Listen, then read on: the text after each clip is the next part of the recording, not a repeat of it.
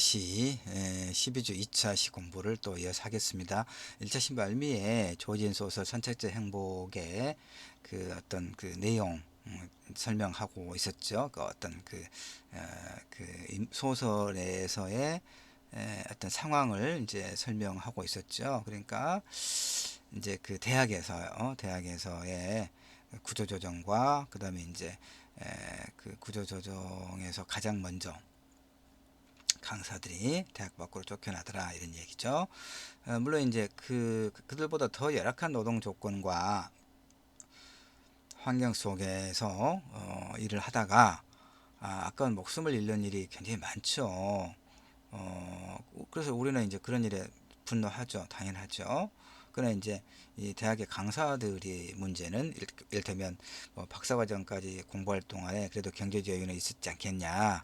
강사라는 직업은 자신이 선택한 게 아니냐. 전임이 되지 못한 건 어쩌면 뭐 실력이 부족했을 수도 있지 않겠는가. 이런 생각들이 아주 없는 건 아니어서 소설의 인물, 이 소설의 산책자 행복의 인물 홍미영처럼 학교 밖으로 내쫓기는 대학 강사의 문제에 대해서는 우리 사회가 그렇게 큰 관심을 갖지는 않아요. 보면. 그리고 언론 기사 이제 가끔 그런 이제 언론 기사 밑에 댓글 달린 거 보면 바로 이런 것들로 인해서 오히려 이제 비난하는 그런 댓글들이 많이 달리는 걸 봤어요.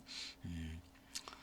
자, 칸트의 말을 좀 인용하고 있습니다. 칸트의 경우 존엄성이라고 하는 것은 모든 인간이 가지는 고통적인 건 아니죠. 이형이 빠져버리니까 이렇게 의미가 달라져 버리죠. 이 고통적인 것이 아니고 공통적이죠. 어떻게 오타가 이렇게 했어?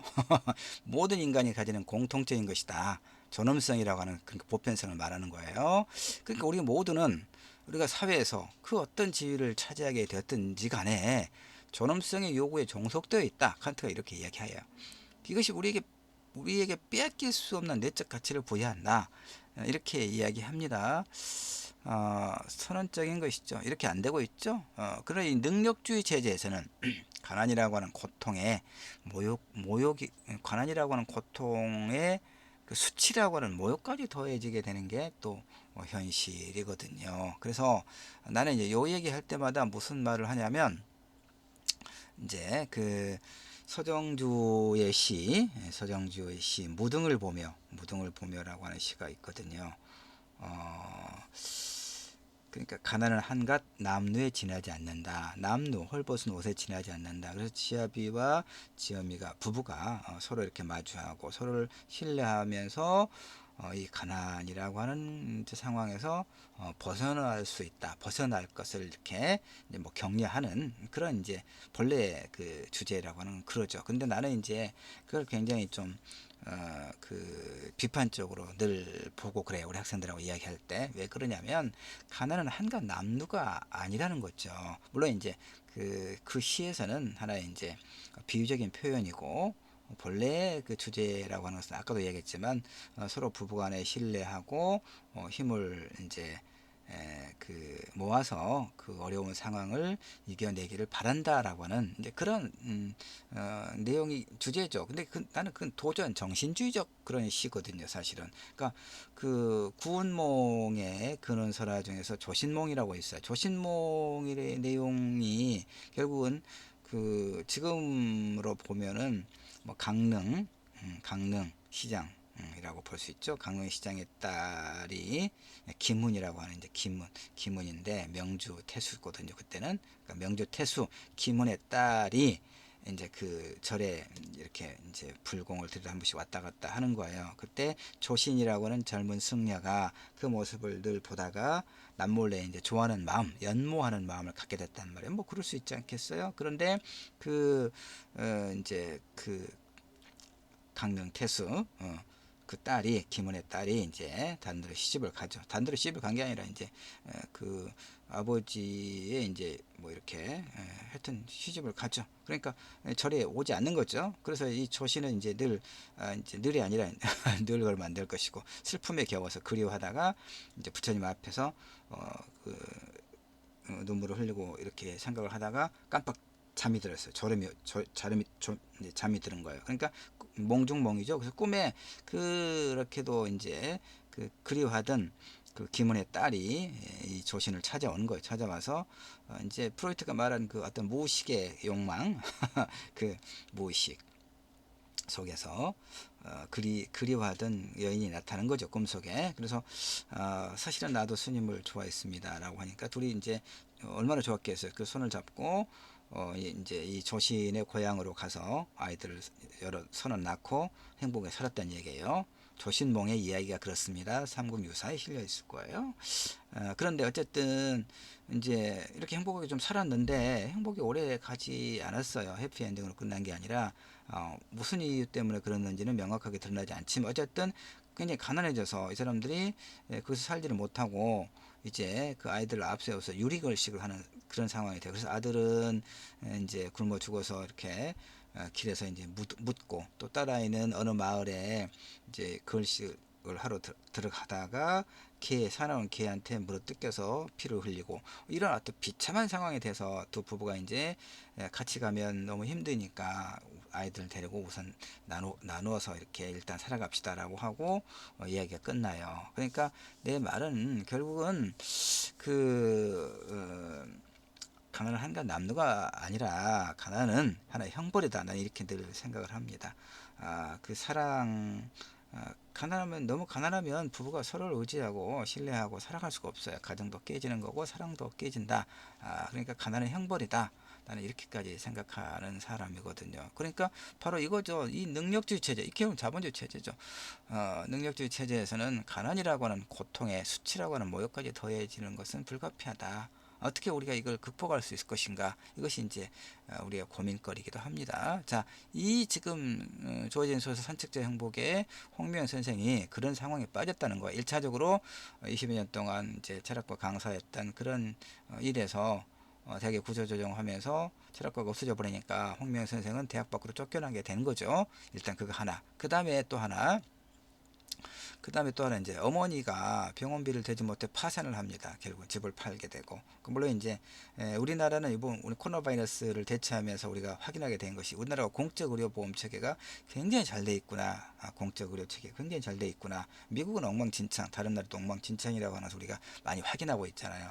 그런데 그럼에도 불구하고 이제 비급여, 어떤 중대 질환에 걸렸을 때 비급여라고 하는 항목이 많아요. 그래서 사실은 이제 또 어려움을, 공적 의료보험 체계가 잘 되어 있음에도 불구하고 이제 간혹 이렇게 어려움을 겪는 경우가 많지요. 그래서 홍미영이 아니라 이 소설에서 홍미영은 이제 어머니가 이제 설상가상으로 병원비를 대지 못해 파산을 하고 결국은 기초수급자가 되어서 영구임대 아파트에서 살아갑니다. 그러면 이제 뭘로 밥벌이를 하느냐?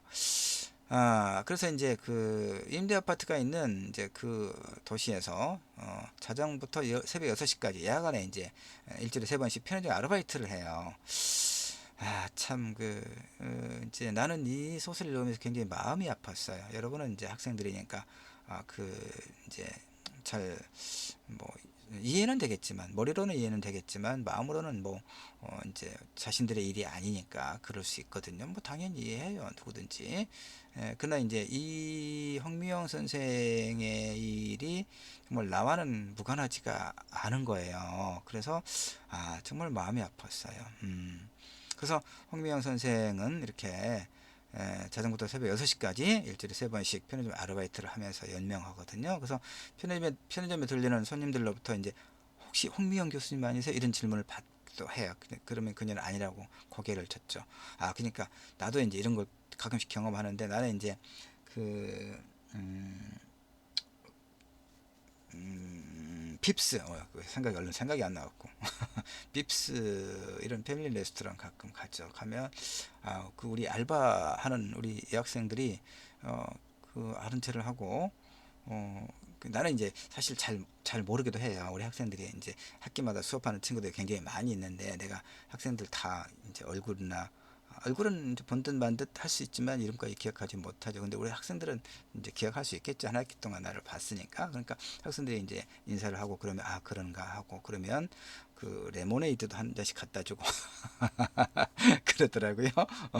어디 가면 또 인사도 하고, 그게 참 고맙기도 하고. 여러분도 나를 여기서 보면 나를 모르지, 비대면으로 공부를 하니까 참 그러네.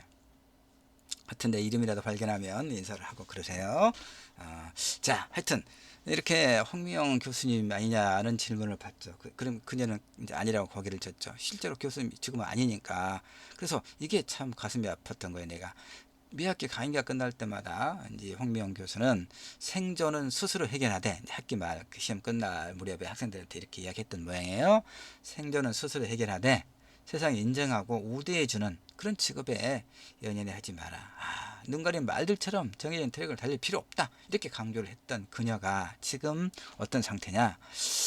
아내와는 사별하고 장성한 아들은 미국에서 결혼해서 지금은 혼자 살고 있다는 편의점 사장의 그늘날에 아늑한 침대와 자족적인 식탁을 남몰래 탐하곤 하는 그런 신세가 돼버린 거예요. 그런 탓에 그녀가 종강 무렵에 학생들에게 했던 저 말들은 비유적으로 표현하면 이제 존재와 신념을 모두 부정하는 배교자의 언어. 그러니까 아무 쓸모없는 그러니까 자신이 했던 그 말과는 전혀 다른 삶을 지금 살고 있죠. 그런 의미에서 존재와 신념을 모두 부정하는 배교자의 언어로만 남아 있다는 거죠. 너무 너무 가슴이 아픈 거죠. 자, 그래서 이 소설에서 어떤 소설을 지금 우리가 보고 있습니까? 선택자의 행복을 보고 있는 거예요. 조혜진 소설. 자, 소설에서 라오슈, 이제 라오슈라고 부르는데, 라오슈 노사가 이제 그 이제 중국 유학생이 그 이 홍미영 선생에게 이제 메이린이라고 하는 이름의 그 중국 유학생이 한국에 와서 이제 공부를 할 때 홍미영 선생이 이제 수업을 들었던 얘기예요. 그래서 이제 중국말로 이제 홍미영 선생한테, 교수한테 라오슈 이렇게 이야기를 해요. 그러니까 중국에서는 친밀한 그러니까 어떤 그 선생을 좀 친밀하게 호칭을 부를 때 라오슈 이렇게 하는 모양입니다. 그래서 메이린이 이제 한국에 와서 유학 왔을 때 홍미영 선생에서 공부를 했고, 그 다음에 지금은 이제 그 독일에 유학을 가 있어요. 이 메이린이, 이 중국 유학생이. 근데 이 메이린이 홍미영에게 메일을 한 번씩 보내요. 이메일을, 편지를 보내는 거죠. 자, 그런데 그래서 이제 메일은 넘어갑시다. 다 내가 읽으면 시간이 너무 많이 가니까 자료는 여러분 읽어보고 책도 읽어보세요. 어쨌든 독일에서 유학 중인 메일은 홍미영에게 끊임없이 편지를 보내요. 왜 편지를 보내느냐? 메이리는 이제 홍미영과는 달리 자발적 선택에 독일로 유학을 갔지만 그녀도 홍미영과 비슷한 종류의 불안의식을 가지고 있어요. 뭡니까? 이방인이잖아요. 그렇죠? 해변에 버려진 종이 상자처럼 파도가 밀려올 때마다 조금씩 무너지고 있다. 그러니까 메이리는 중국 유학생인데 한국에 가서 공부를 하고 다시 독일로 유학을 갔단 말이에요. 그러니까 한국 사회든 독일 사회든 메이린에게는, 중국 유학생인 메이린에게는 그 이방인이잖아요. 메이린은 이방인이니까 이제 그런 어떤 소외감 그걸 느끼고 있죠. 그래서 진정한 유대 관계의 부재에서 오는 고독과 불안의 감각이 이제 메이린을 지배하고 있어. 일단 첫 번째. 그 다음에 이제 청년 노숙자 루카스 이야기가 나오는데, 하여튼 뭐 이건 좀 넘어가도록 합시다. 넘어가고. 그래서 이제 이 홍명 선생에게 메이린이 이제 이렇게 메일을 보내고, 그런 두 사람을 이어주는 끈은 이선이라고 하는 인물이, 이제 이선은 누구냐면 이 메이린이 한국에 와서 공부할 때 사귀었던 한국인 여학생이에요. 23살 때 이제 자살했던 모양이에요, 이선이. 그러니까 메이린이 이제 그 이선의 죽음, 친하게 지냈던 한국인 학생 이선이 죽으니까 엄청 이제 슬퍼했겠죠. 그때 홍미영이 이제 메이린을 위로해 주면서 살아있는 동안에는 살아있다는 감각에 집중하면 좋겠구나, 이렇게 이제 위로해 줬다, 이런 얘기죠. 그래서 이제 메이린은 홍미영 선생을 굉장히 이제 좋아하고 존경하는 그런 선생이란 말이에요. 그런데 메이린은 이제 다른 친구들로부터 홍미영 선생이 지금 그런 처지가 됐다는 것을 전에 들었겠죠. 그러니까 메이린이 생각하기에 두 가지예요. 메이린이 왜 홍미영에게 끊임없이 메일을 보내느냐. 첫째는 메이린도 홍미영과 다를 바 없는 이런 어떤 그 불안의 감각, 소유와 불안의 감각을 갖고 있다는 거 하나 하고, 그 다음에 전에 이선이 그랬던 것처럼 홍미영 선생이 혹시 잘못된 선택을 할 수 있지 않을까라고 하는 그런 염려, 알겠죠? 그런 염려. 그러나 이제 결론적으로는 메이린이 홍미영에게 끊임없이 편지를 쓰는 까닭은 그 자신의 불안한 삶을 견디기 위한 하나의 방편이기도 해요. 그러니까 누군가 기억할 만한 이가 아무도 없는 삶이라 얼마나 끔찍하겠어요. 그러겠죠. 누군가 기억할 만한 이가 아무도 없는 삶이란 얼마나 끔찍할 것인가. 작년 여름에 이제 작년 여름에 그걸 뭐라고 하는지 얼른 또 그 용어가 생각이 얼른 안 나는데, 하여튼 내가 이제 몇 달 동안 집에서 혼자 생활해야 되는, 기러기 아빠. 가끔 잊어먹었다 나중에 생각이 납니다. 하여튼 여름 내내 그 기러기 아빠로 지내야 했어요, 집에. 그러니까 혼자, 그러니까 집에 오면 학교 수업을 마치고 또 이제 밖에서 일을 보고 집에 들어오면 아무도 없는 거예요. 집에 아무도 없어요. 아, 적막한 거죠. 그리고 이제 혼자 밥을 해 먹고, 처음에는 이제 이것저것 해 먹는데, 그 음식을 준비하고 마트에 가서 뭘 사와서 음식을 준비하고, 그다음에 먹을 때는 맛있게 잘 먹었는데, 그걸 또 이제 설거지를 해야 되고, 그다음에 이제 나왔던 쓰레기를, 음식물 쓰레기라든가 이런 것도 갖다 버려야 되고. 그런데 시간이 그렇게 많이 걸리더라고요. 그러니까 밥 한 끼를 제대로 맛있게 해 먹는데 한 2시간 정도가 걸렸어요. 그러니까 설거지하고 음식물 쓰레기 버리는 때까지, 딱 끝날 때까지. 너무 힘들더라고요. 그래서 나중에 이제 사 먹기도 하고. 근데 사 먹는 것도 이제 이것저것 계속 맛집 찾아다니면서 사 먹었는데, 이제 그것도 너무 힘들고 지치고, 나중에는 이제 모든 게 귀찮아지는 거예요. 그러니까 소파에 딱 들어 누워서 배는 고픈데 이제 밥을 해 먹기도 싫고, 사 먹으러 가는 것도 지겹고, 그다음에 집에는 아무도 없으니까 말할 사람도 없고. 그러니까 이게 이렇게 혼자 살다가, 혼자 사는 사람들이 얼마나 이 고독할까, 고독사 이런 것을 내가 아주 절실하게 느꼈어요. 사람이 혼자 사는 것은 결코 좋지 않구나. 그다음에 이제 다행히 내가 이제 술은 뭐 좋아하는 편이 아니어서, 이제 술을 혼자, 그런 경우에 혼자 술까지 훌쩍거리고 그러면 정말 큰일 날 것 같은 생각이 들더라고요.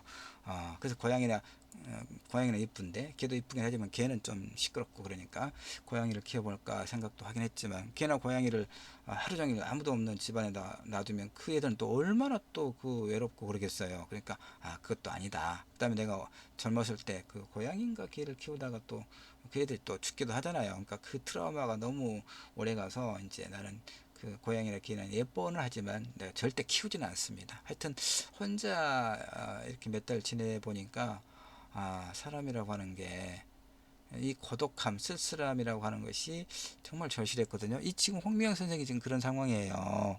근데 메일인 유학생도 지금 그러겠죠. 그러니까 우리가 누군가 기억할 만한 이가 아무도 없는 삶이라 얼마나 끔찍하겠어요? 남는 문제가 뭐냐, 이 소설에서 홍명의 절규. 자, 새벽 6시에 이 편의점 사장과 이제 교대를 한 후에 길을 갑니다. 그런데 집으로 가기 위해서. 근데 이제 약간 이제 완전히 밝은 건 아니니까, 좀 어두우면 조금 약간 해소됐지만 새벽이니까 길을 가고 있는데, 목줄이 풀린 개 한 마리가 자신을 쫓아오는 것을 느껴요. 얼마나 두렵습니까? 그러니까 필사적인 힘으로 도망을 가요. 골목이 끝나고 아파트 단지 그거 보이죠? 다른 아파트 안으로 얼른 들어가면 경비실이 있을 것이고, 경비실에는 개를 쫓아줄 누군가가 있을지 모르죠. 그러나 먼 곳에서 조명을 밝히고 있는 이 경비실을 목격했으면서도, 목격이라기보다는 봤다는 것이죠. 봤으면서도 앞만 보고 내달립니다. 그래서 이제 그 아파트 단지 입구로부터 멀어져 가요. 왜 그러냐? 그제가 사는 아파트가 아니었기 때문에 그래요. 독거노인과 장애인과 기초생활 수급자가 사는 임대 아파트가 아니어서. 그러니까 그녀는 또다시 거절당하고 싶지 않았다는 거죠. 무슨 얘기인지 알겠죠? 세계가 눈앞에서 셔틀을 내리는 걸 또다시 지켜볼 수는 없었다고 이야기해요. 정말 너무 가슴 아픈 소설이었어요. 선책자 행복의 홍명이라고 하는 인물이. 그러니까 이 소설이 궁극적인 삶의 향방에 대해 말하고 있지는 않아요. 다만 이제 그녀가, 홍명이 지금 여기에 비루한 삶을 일단 견디고 있죠. 편의점 알바를 하면서 그런 상황에서 벗어나고 싶다고 절규하고 있죠. 이것이 지금 여기보다 더 나은 삶을 꿈꾸게 하는 것임을 확인하게 돼요.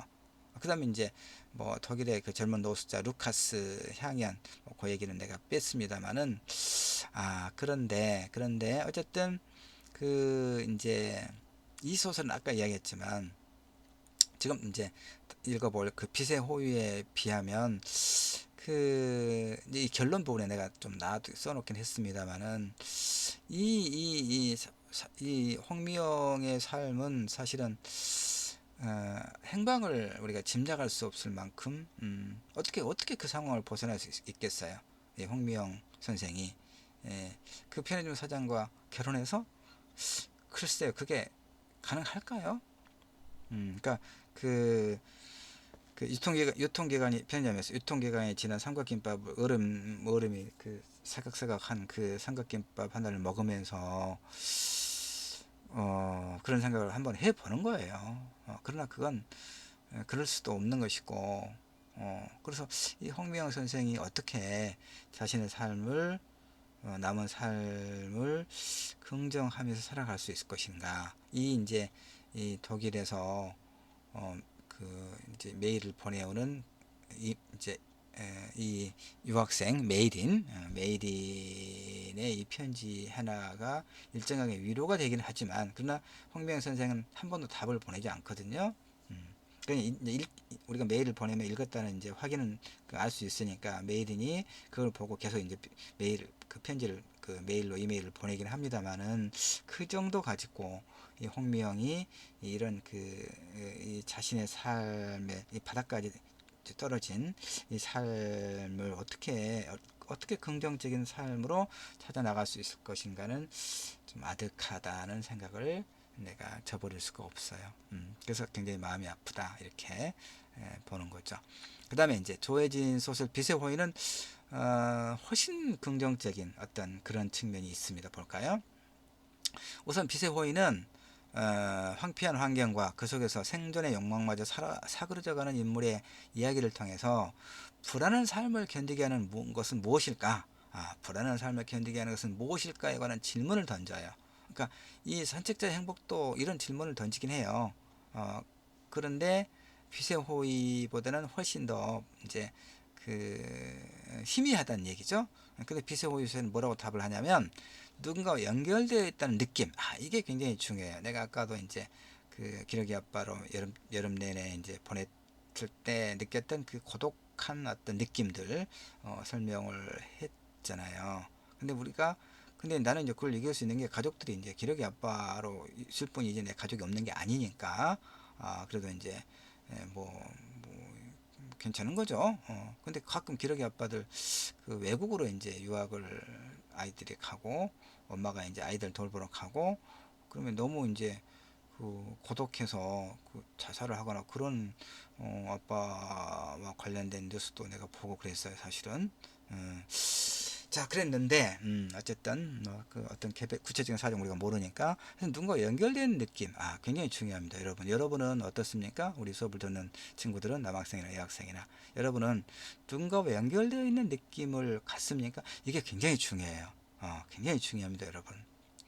부모 형제는 말할 것도 없지만, 사실 부모 형제가 늘 우리 이제 이렇게 그 혈육이라고 하잖아요. 피로 맺은 형제이기 때문에 좋은 관계, 서로 이제 늘 그 가족이기 때문에 겪는 어떤 일정한 어떤 갈등이 있을 수 있어요. 더 만족스럽지 못한 상태에 있을 수 있습니다. 누구나 그러지 않겠습니까? 그러나 이제 가족과 어쨌든 좋은 관계를 만들어 나가기 위한 그런 의식적인 노력이 혈육이기 때문에 어쩔 수 없이 그런 것도 필요할 것이고, 또 이제 가족 말고 누군가와 연결되어 있다는 느낌, 이런 것들 굉장히 중요할 것 같아요. 우리가 긍정적으로 자신의 삶을 만들어 나가는 데 있어서, 그러니까 문학을 통해서 어떻게 구원이 가능한가, 지금 우리가 그런 주제를 가지고 조혜진 소설 두 편을 읽고 있는 거죠. 자, 그래서 빛의 호의는 이제 인물이 이제 이 빛의 호의의 소설자는 남자입니다. 남성인데 이제 기자예요. 그래서 취재차 권은이라고 하는 여성인데, 프리랜서 사진 작가를 이제 취재하러 가요. 근데 취재로 이제 만났는데, 권은은 이 나를 금방 알아봐요. 나는 이제 권은을 몰라봐요. 한 20년 전 일이라서.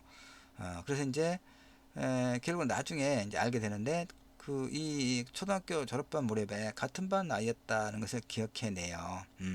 그러니까 나는 지금 이제 이 소설의 서술자 나는 고는이라는 여자아이가 6학년 때 연락도 없이 나흘이나 결석을 하니까 담임 선생님이 한번 찾아가 봐라라고 이야기하는 거죠. 그래서 반장이었으니까. 그래서 반장이어서 그랬을 뿐이었지만 녹슬고 찌그러진 현관문은 이제 주소를 가지고 이제 물어물어 찾아가는 거예요. 내가. 그래서 녹슬고 찌그러진 현관문은 깜깜한 방과 곧바로 이어져 있었는데 그 방에서 빛을 발하는 것은 오직 둥글고 투명한 스노우볼 뿐이었어요. 햇빛이 거의 들지 않는 그 작고 추운 방에서 13살 그녀 고는 돌아오지 않은 아비밖에 가족이라 할 게 없는 그런 상황이었어요. 그러니까 이제 그 엄마는 없는 것 같고 아빠는 있는데 아빠는 뭐 거의 들어올라 말라 집에 하다가 나중에 이제 그 쓰레기 더미 뭐 옆에서 알코올 중독자로 이제 동사했다 뭐 죽었다 이렇게 나오거든요. 그러니까 코너는 버려진 그야말로 어떤 버려진 그런 인물이죠 이 소설에서. 그 산책자 행복에서 홍미영의 가족은 늙고 병든 어미뿐이었거든요. 피세호이의 고는에게도 짧게는 한두 달에서 길게는 반년까지 집을 비우는 아비가 뭐 이런 아비가 있어 이런 아비. 그마저도 도박장 근처 쓰레기장에서 시신으로 발견됐다는 소문이 떠돌 만큼 고는은 세계 밖으로 버려진 그런 존재죠. 그래서 이 고난의 춥고 남는 방을 방문한 이후 나는 이 소설에 썼을 때 나는 그 남성입니다. 고난이 이제 6학년 때 죽을지도 모른다는 그런 상상에 자주 빠져들곤 해요.